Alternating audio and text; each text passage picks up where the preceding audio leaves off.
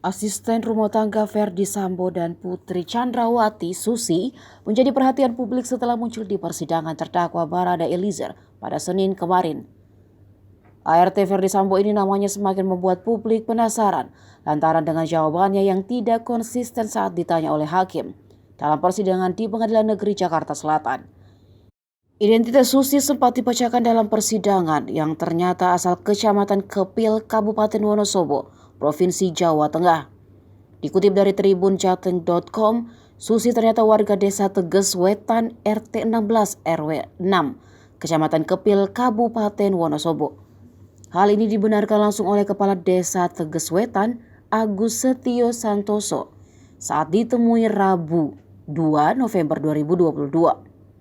Kades Agus mengatakan sudah mengetahui salah satu warganya itu merupakan asisten rumah tangga yang bekerja di rumah Verdi Sambo setelah kasus ini ramai diperbincangkan. Susi sendiri bekerja menjadi asisten rumah tangga untuk memenuhi kebutuhan hidup keluarganya yang terbilang pas-pasan.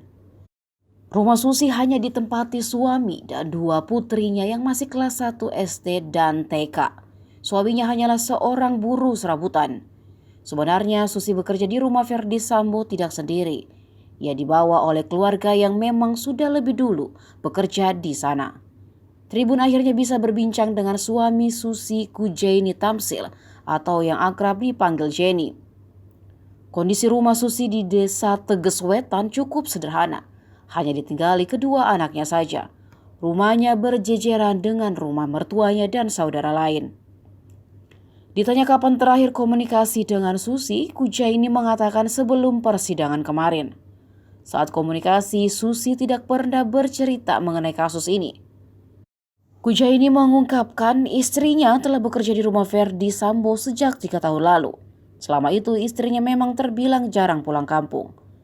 Sejak Susi muncul dalam persidangan, anak yang pertama enggan untuk berangkat sekolah.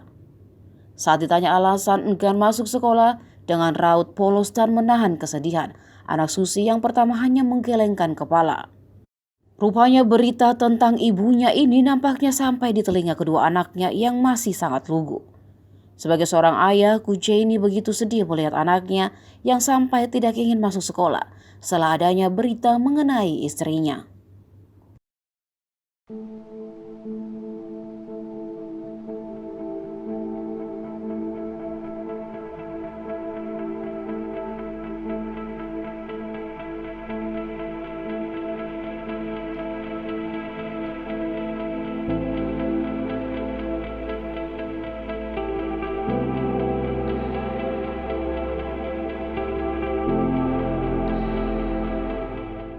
Terima kasih sudah nonton.